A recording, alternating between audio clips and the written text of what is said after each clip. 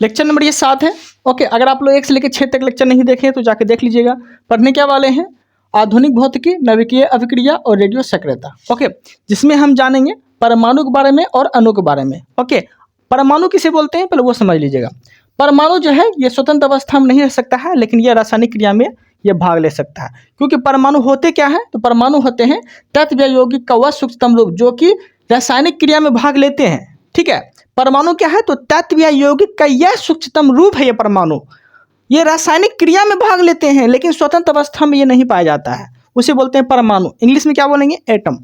Okay, अब देखते हैं अणु। अणु किसे बोलेंगे, तो अणु बोलते हैं हम लोग यह स्वतंत्र अवस्था में भी रह सकता है। सब कुछ वही लॉजिक लगेगा, रासायनिक क्रिया या यौगिक का वह सूक्ष्मतम रूप जो कि स्वतंत्र अवस्था में भी रह सकता है, तो वह कौन है, तो वह है अणु।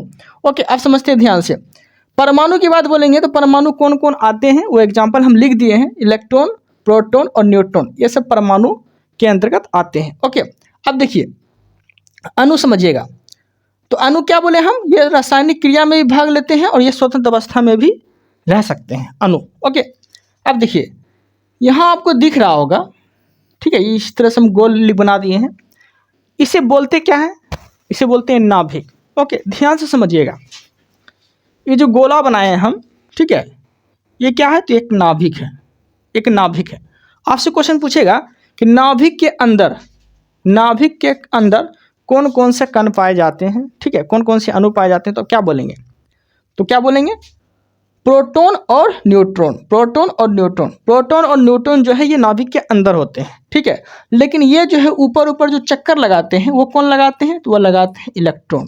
कौन लगाते हैं, इलेक्ट्रॉन लगाते हैं। ओके, नाभिक की खोज बोलेंगे तो रदरफोर्ड जो थे वो नाभिक की खोज किए थे। ओके, कब किए थे, 1911 में किए थे। ओके, अब देखिए बाहरी चक्कर जो लगाते हैं वो इलेक्ट्रॉन लगाते हैं, और इलेक्ट्रॉन जो है एक ऋणात्मक कण है। ओके, ऋणात्मक के अंतर्गत आते हैं, ये माइनस चार्ज होता है इसके ऊपर। और प्रोटॉन और न्यूट्रॉन, प्रोटॉन होता है प्लस, न्यूट्रॉन होता है उदासीन, इस पर कोई चार्ज नहीं होता है। तो नाभिक के अंदर प्रोटॉन और न्यूट्रॉन दोनों होते हैं, और बाहर में चक्कर कौन लगाते हैं, इलेक्ट्रॉन लगाते हैं। ओके, अब इसके जनक जान जाते हैं, इसके जनक कौन है। अब देखिए इलेक्ट्रॉन, इलेक्ट्रॉन के जनक बोले जाते हैं जे थॉमसन को। इलेक्ट्रॉन के जनक जे थॉमसन। ओके, कब किए थे, 1897 में। इलेक्ट्रॉन की खोज कब किए थे, 1897 में जे थॉमसन किए थे।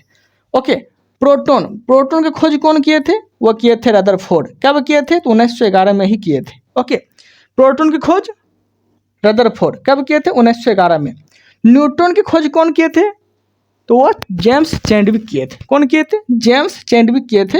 कब, 1932 में किए थे। ओके, अब देखिए electron, proton, neutron, electron, proton, neutron, तीनों को कैसे याद रखना है, तो एक ट्रिक बनाए हम। वो ट्रिक आप लोग को शायद पता होगा, वो ट्रिक का नाम है ईटा पे नाच। क्या रखना है याद, ईटा पे नाच या फिर ईट पे नाच। ओके, ईटा बोल सकते हैं या फिर ईट बोल सकते हैं, ठीक है, ईटा पे नाच। ईटा होता है ना, ईटा समझते होंगे आप लोग। देखिए ई से हो गया इलेक्ट्रॉन, और टा से क्या हो गया, थॉमसन। अब देखिए टा आ गया, तो टा आ गया मतलब कैसे लिख सकते हैं ना, थॉमसन कैसे लिखते हैं, THAM लिखते हैं ना, थॉमसन, थॉमसन लिखते हैं ना, लिखते हैं। तो इस तरह से लिख सकते हैं आप। ई से हो गया इलेक्ट्रॉन, और टा से हो गया थॉमसन, ठीक है, TS से थॉमसन।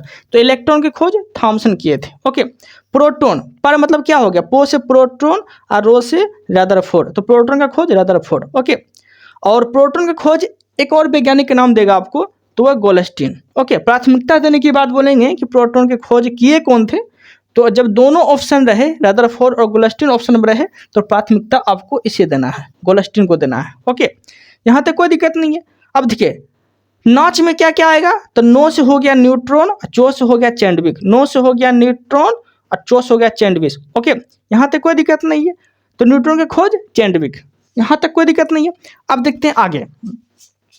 ओके, अच्छे से समझिएगा। अब देखिए इलेक्ट्रॉन पे जो चार्ज होते हैं वह ऋणात्मक चार्ज होता है, मतलब माइनस चार्ज होता है। ओके, और इलेक्ट्रॉन का आवेश पूछ लेगा आपसे कितना कूलाम होता है, तो याद रखिएगा 1.6 × 10⁻⁻⁹ कूलाम। ठीक है, क्योंकि आवेश का मात्रा क्या होता है, कूलाम होता है ना, तो वही आपको लिखना है यहाँ पे। माइनस, इलेक्ट्रॉन पे माइनस चार्ज होता है, इलेक्ट्रॉन पे कैसा चार्ज, माइनस चार्ज होता है। ओके, तो वही लिखना है, 1.6 इंटू 10⁻⁻19 कूलाम होता है। ओके, तो इलेक्ट्रॉन पे आवेश कितना होता है। अब देखिए प्रोटोन पे आवेश कितना होता है, तो समझिएगा ध्यान से। प्रोटोन पे आवेश होता है प्लस, मतलब कि इस पे प्लस चार्ज होता है प्रोटोन पे। आपको कैसे लिखना है, तो 1.6 इंटू 10⁻⁻19 कूलाम। ठीक है, 1.6 इंटू 10⁻⁻19 कूलाम। ठीक है, ये प्रोटोन पे आवेश होता है। ठीक है, ये माइनस था, ये प्लस होगा, यहाँ तक कोई दिक्कत नहीं है। अब देखते हैं आगे, न्यूट्रॉन पे तो कोई चार्ज ही नहीं होता है। ठीक है, मतलब उदासीन बोल सकते हैं आप, मतलब जीरो चार्ज। ओके, न्यूट्रॉन पे जीरो चार्ज, यहाँ तक कोई दिक्कत नहीं है। आप समझते हैं आगे। अब देखिए इलेक्ट्रॉन का आपसे द्रव्यमान पूछेगा। ठीक है, वो तो हम आवेश देखें, अब द्रव्यमान देखेंगे।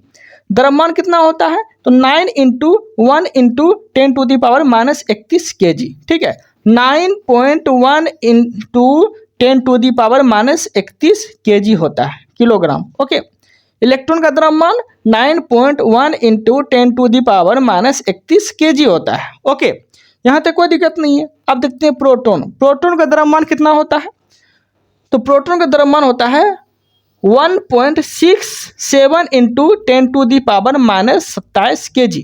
ओके, क्या बोले, प्रोटोन का द्रव्यमान 1.67 इंटू 10⁻⁻27 kg होता है, प्रोटोन का द्रव्यमान। ओके, न्यूट्रॉन का द्रव्यमान कितना होता है, तो 1.67 इंटू 10⁻⁻27 kg। ओके, जितना प्रोटॉन का होगा उतना ही न्यूट्रॉन का होगा। ओके, यहाँ तक कोई दिक्कत नहीं है। अब देखते हैं आगे। देखिए मूलकण आपसे पूछेगा, तो मूलकण 4 को आपको याद रखना है। ओके, वो 4 को मूलकण कौन कौन है, तो एक याद रखना है पॉजिट्रॉन, एक न्यूट्रोनो, एक पाइमेसोन, एक फोटोन। ठीक है, 4 को कौन कौन याद रखना है, पॉजिट्रॉन, न्यूट्रॉन, पाइमेसोन और फोटोन। ओके, यहाँ तक कोई दिक्कत नहीं है। अब समझते हैं ध्यान से। यहाँ देखिएगा पॉजिट्रॉन के खोज याद रखिएगा। पॉजिट्रॉन की खोज कौन किए थे, वो किए थे एडरसन नाम के वैज्ञानिक थे, वही पॉजिट्रॉन की खोज किए थे। अब पॉजिट्रॉन जो होते हैं ये इलेक्ट्रॉन के एंटी पार्टिकल होते हैं। ठीक है, एंटी होते हैं। आप समझिएगा ध्यान से, देखिए। ठीक है, देखिए इलेक्ट्रॉन पे माइनस चार्ज होता था, तो पॉजिट्रॉन तो इलेक्ट्रॉन का एंटी पार्टिकल है, तो इस पर प्लस चार्ज होगा। ओके, तो कितना हो जाएगा, पॉजिट्रॉन का आवेश कितना हो जाएगा, 1.67 इंटू 10⁻⁻19 कूलाम हो जाएगा। ओके, कितना हो जाएगा, 1.67 इंटू 10⁻⁻19 कूलाम हो जाएगा। ओके, खाली इलेक्ट्रॉन का पूछेगा तो माइनस यहाँ लग जाएगा। ओके, लेकिन इलेक्ट्रॉन तो पॉजिट्रॉन का एंटी पार्टिकल है, तो यहाँ क्या हो जाएगा, प्लस हो जाएगा, प्लस 1 इंटू 67 इंटू 10⁻⁻19 कूलाम हो जाएगा। ओके, पॉजिट्रॉन का आवेश, यहाँ तक कोई दिक्कत नहीं है। अब देखते हैं न्यूट्रॉनो की खोज कौन किए थे, तो वह किए थे पाउली। कौन किए थे, पाउली नाम के वैज्ञानिक थे, न्यूट्रॉनो के खोज किए थे। ओके, अब देखिए न्यूट्रॉनो का जो द्रव्यमान होता है और आवेश होता है दोनों जीरो होता है। ठीक है, न्यूट्रॉनो का द्रव्यमान और आवेश क्या होता है, दोनों जीरो होता है, आपको अच्छे से याद रखना है। ओके, आगे देखते हैं पाइमेसोन के खोज कौन किए थे, वह किए थे युकावा। पाइमेसोन की खोज कौन किए थे, युकावा किए थे। ओके, अब देखिए पाइमेसोन पे जो होता है इस पे दोनों चार्ज होता है, मतलब प्लस भी होता है और माइनस भी होता है। तो आपसे क्वेश्चन पूछेगा ऐसे कौन से कण है जिसमें दोनों चार्ज होते हैं, तो क्या बोलेंगे, पाइमेसोन। और पाइमेसोन की खोज कौन किए थे, युकावा किए थे। ओके, इस पे दोनों चार्ज होता है, यहाँ तक कोई दिक्कत नहीं। अब समझते हैं आगे, इसका द्रव्यमान कितना होता है, पाइमेसोन का द्रव्यमान कितना होता है, तो यह होता है इलेक्ट्रॉन के द्रव्यमान का, जितना भी इलेक्ट्रॉन का द्रव्यमान होता है, इलेक्ट्रॉन के द्रव्यमान का 274 गुना पाइमेसोन का द्रव्यमान होता है। ओके, और पाइमेसोन जो होते हैं यह एक अस्थायी कण होता है। ठीक है, पाइमेसोन अस्थायी कण होता है। और पाइमेसोन का द्रव्यमान कितना होता है, तो याद रखना है आपको, इलेक्ट्रॉन का जितना द्रव्यमान होगा उसका 274 गुना पाइमेसोन का द्रव्यमान होता है। ओके, और पाइमेसोन जो है यह एक अस्थायी कण है, और पाइमेसोन को खोज कौन किए थे, वह किए थे युकावा। ओके, यहाँ तक कोई दिक्कत नहीं है। अब देखते हैं आगे। अब देखते हैं फोटोन की खोज कौन किए थे, फोटोन की खोज किए थे आइंस्टीन। फोटोन कौन खोज किए थे, आइंस्टीन। अब आपके मन में आता होगा कि फोटोन क्या है, तो फोटोन जो सूर्य से जो किरण आती है, ठीक है, तो वह ना एक छोटे छोटे बंडल के रूप में आती है। ठीक है, सूरज से जो किरण आती है सूर्य से, तो एक छोटे छोटे बंडल के रूप में जो आती है तो उसे बोलते हैं हम लोग फोटोन। और इसके खोज कौन किए थे? इसके खोज किए थे आइंस्टीन, याद रखिएगा। आइंस्टीन को नोबेल पुरस्कार भी मिला है 1921 में। E बराबर mc² जब दिए थे तो उसके लिए इसको 1921 में नोबेल पुरस्कार भी मिले थे। ठीक है, प्रकाश की विद्युत प्रभाव के लिए। अब देखिए, फोटोन पे द्रव्यमान कितना होता है? तो 0 होता है। ठीक है, और आवेश कितना होता है? इस पे 0 होता है। ठीक है, फोटोन का द्रव्यमान 0, आवेश भी 0 ही होता है। ओके, यहाँ तक कोई दिक्कत नहीं है। अब देखते हैं आगे, फोटोन का वेग पूछेगा तो देखिए, जितना प्रकाश का वेग होता है उतना ही फोटोन का वेग होता है। जितना प्रकाश का वेग उतना ही फोटोन का वेग। ओके, प्रकाश का वेग कितना होता है? 3 × 10⁻³ 8 मीटर पर सेकेंड। ठीक है, मतलब 3 × 10⁸ मीटर पर सेकेंड जो है सूर्य का, मतलब कि क्या होता है? वेग होता है, सूर्य का वेग होता है। ओके, मतलब प्रकाश का वेग होता है। प्रकाश का वेग कितना होता है? प्रकाश का, जितना प्रकाश का वेग होगा ना, जितना प्रकाश का वेग होता है, जितना प्रकाश का वेग उतना ही फोटोन का वेग होता है। ओके, तो फोटोन का वेग कितना हो जाएगा? 3 इंटू मतलब कि 3 × 10⁸ मीटर पर सेकेंड हो जाएगा। ठीक है, प्रकाश का भी इतना ही होता है। यहाँ तक कोई दिक्कत नहीं है। अब हम आगे जानेंगे समस्थानिक के बारे में। ठीक है, क्या जानेंगे? समस्थानिक के बारे में जानेंगे। ओके, समस्थानिक के बारे में जानेंगे। उससे पहले जो है क्या देखेंगे हम लोग? उससे पहले हम लोग परमाणु भार के बारे में जान लेते हैं। ठीक है, परमाणु क्रमांक के बारे में जान लेते हैं, उसके बाद हम लोग समस्थानिक के बारे में जान लेंगे। ओके, पहले ये देख लेते हैं परमाणु भार और परमाणु क्रमांक, वो क्या होता है समझिएगा। ठीक है, जैसे कोई, ठीक है, याद रखिए, ऊपर जितना रहे ना, जैसे कि यूरेनियम, ये हो गया यूरेनियम। क्या हो गया? यूरेनियम, यूरेनियम, मान लीजिए ये यूरेनियम हो गया।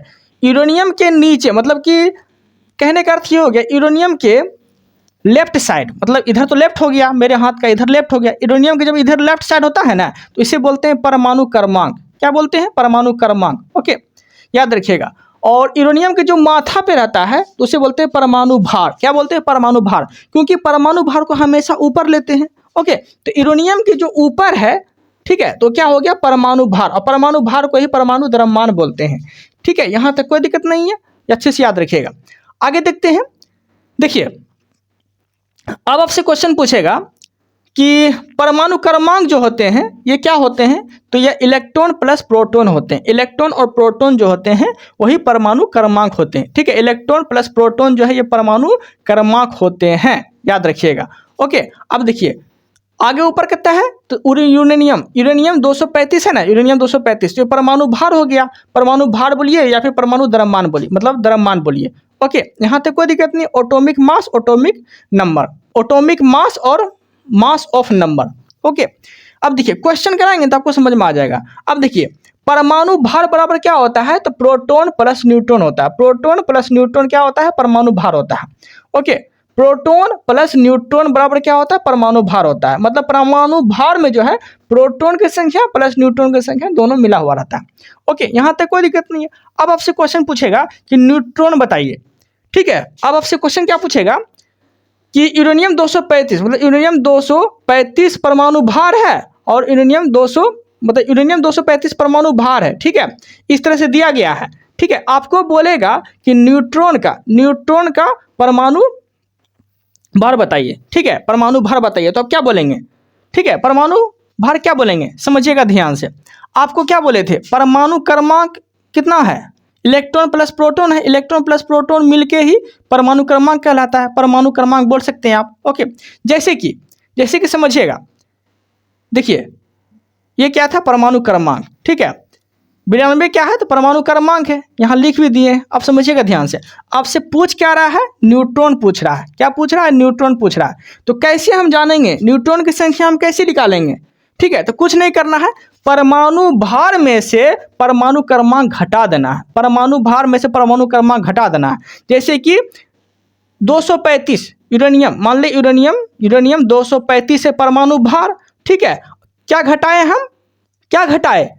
तो परमाणु क्रमांक घटाएंगे हम। तो परमाणु क्रमांक कितना है? 92 है। परमाणु क्रमांक कितना है? 92 है।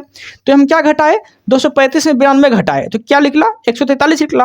तो 143 जो निकला ना, ये क्या है? तो न्यूट्रॉन की संख्या है। क्या है? न्यूट्रॉन की संख्या आ गया। ठीक है, यहाँ तक कोई दिक्कत नहीं है, अच्छे से समझ में आ गया होगा। दूसरा क्वेश्चन देख लेते हैं, आपको अच्छे से समझ में आ जाएगा। जैसे कि क्लोरीन Cl, ठीक है, क्लोरीन इस तरह से दिया गया है। क्लोरीन का परमाणु भार 35 है, ठीक है, और परमाणु क्रमांक जो है वो 27 है। आपसे क्वेश्चन क्या पूछ रहा है, न्यूट्रॉन। न्यूट्रॉन की संख्या बताइए कितना होगा।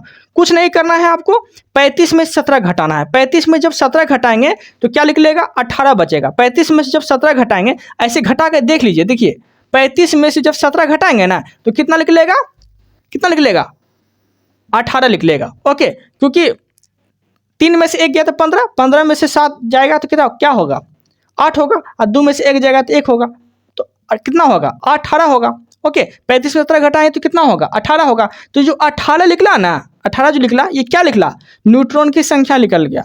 ओके, और न्यूट्रॉन की संख्या हम कैसे निकाले, परमाणु भार में से परमाणु क्रमांक घटाए तो न्यूट्रॉन की संख्या निकल गया। ओके, यहाँ तक कोई दिक्कत नहीं है, अच्छे से समझ में आ गया होगा। अब देखते हैं समस्थानिक। समझते हैं समस्थानिक किसे बोलते हैं, जिसे इंग्लिश में बोलते हैं आइसोटोप। इंग्लिश में आइसोटोप बोलते हैं समस्थानिक को। देखिए, ऐसे तत्व जिनके परमाणु क्रमांक मतलब कि नीचे वाला, मतलब कि नीचे वाला, ठीक है, देखिए मतलब कि नीचे वाला, क्लोरीन के नीचे वाला, ठीक है, नीचे जितना भी है वो क्या है, परमाणु क्रमांक है, तो वही बोला गया समस्थानिक, हम उसे बोलते हैं। ठीक है, ऐसे तत्व जिनके परमाणु क्रमांक समान तथा परमाणु भार भिन्न भिन्न हो, ठीक है, उसे क्या बोलते हैं, तो समस्थानिक बोलते हैं। ओके, अब समझिएगा ध्यान से। हाइड्रोजन का समस्थानिक कितना होता है, H2 मतलब हो गया हाइड्रोजन। हाइड्रोजन का समस्थानिक कितना होता है, 3 होते हैं। कितना होता है, 3 होता है। ओके, यहाँ तक कोई दिक्कत नहीं है।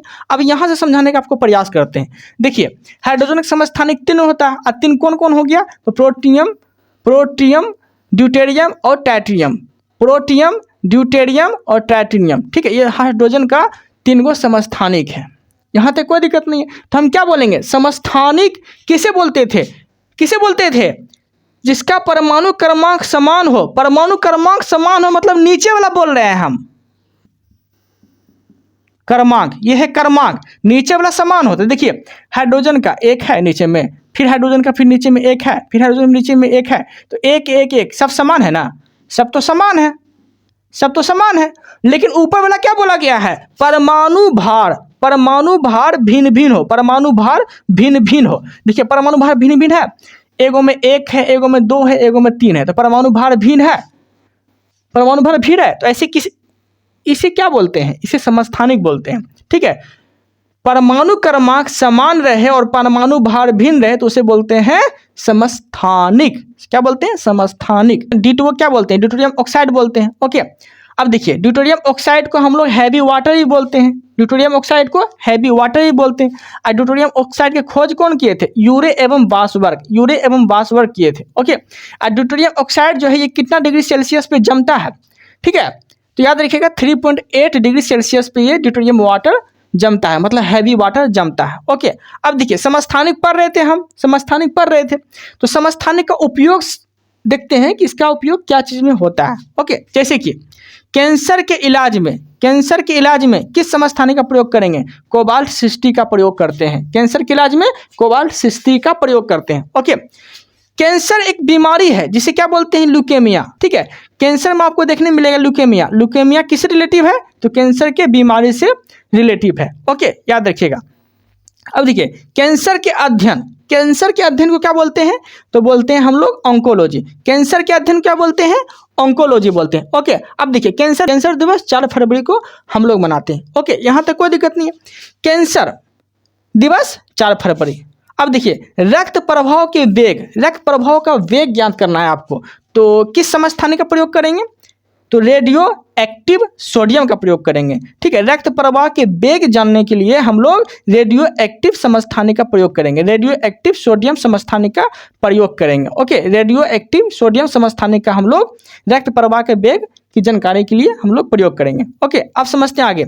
एक होता है संभारिक, समस्थानिक। अभी हम पढ़े समस्थानिक पढ़े, अब हम पढ़ने वाले हैं संभारिक। समस्थानिक किसे बोलते हैं, समस्थानिक बोलते थे हम लोग जिनके परमाणु क्रमांक समान हो, मतलब कि निचलका समान रहे तो उसे बोलेंगे हम लोग समस्थानिक। अब देखिए, संभारिक किसे बोलेंगे, तो संभारिक हम उसे बोलेंगे जिनके परमाणु क्रमांक भिन्न भिन्न हो। परमाणु क्रमांक भिन्न भिन्न हो उसे बोलते हैं हम लोग समभारिक। क्या बोलेंगे? समभारिक बोलेंगे, समभारिक बोलेंगे। ओके, याद रखिएगा।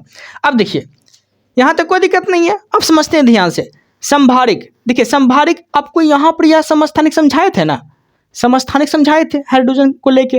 अब यहाँ हम समभारिक समझाते हैं। देखिए डिफिनेशन क्या बोला? जिनके परमाणु क्रमांक भिन्न भिन्न हो। अब देखिए नीचे वाला को परमाणु क्रमांक बोलते हैं ना, भिन्न भिन्न नहीं है। देखिए AR 18 हो गया, ठीक है, K 19 हो गया, 18 19 हो गया, भिन्न भिन्न दिख रहा है, ये 18 है, ये 19 है, ठीक है। कैल्शियम, Ca मतलब होगा कैल्शियम, ये देखिए 20 है। तो क्या ये समान है? समान तो है नहीं, भिन्न भिन्न है। तो ये तो बोल रहा है जिनके परमाणु क्रमांक भिन्न भिन्न हो उसे बोलते हैं समभारिक, ठीक है। और जिनके परमाणु भार समान हो, परमाणु भार अगर समान है, परमाणु भार अगर समान है और परमाणु क्रमांक अगर भिन्न भिन्न है उसे बोलते हैं हम लोग समभारिक, जिसे इंग्लिश में बोलते हैं आइसोबार। ओके, यहाँ तक कोई दिक्कत नहीं है, अच्छे समझ में आ गया होगा आप लोग को। ओके, अब देखिए कुछ क्वेश्चन यहाँ पे छूट गया था, समस्थानिक बोला, ठीक है। घेंगा के उपचार में किसका इस्तेमाल करते हैं? तो आयोडीन 131 का प्रयोग करते हैं। जीवाश्म की आयु ज्ञात करना है तो किस समस्थानिक का प्रयोग करेंगे? कोबाल्ट मतलब कार्बन 40 का इस्तेमाल करेंगे, कार्बन 14 का मतलब कि कार्बन 14 का इस्तेमाल करेंगे। ओके, देखिए हम समस्थानिक देखें, समभारिक देखें, ठीक है, अणु देखें, परमाणु देखें, नाभिक देखें। अगले टॉपिक में हम लोग इससे ज़्यादा जानेंगे, ठीक है, अगले वीडियो में। आप लोग को मेरा कंटेंट अच्छा लग रहा है तो चैनल सब्सक्राइब जरूर करिएगा ताकि आप लोग तक जो है मेरा वीडियो पहुंच सके। ये जो है लेक्चर नंबर कितना था? लेक्चर नंबर 7 था। ओके, और ये सब हम देख लिए। इतना ही, thank you, thanks for watching.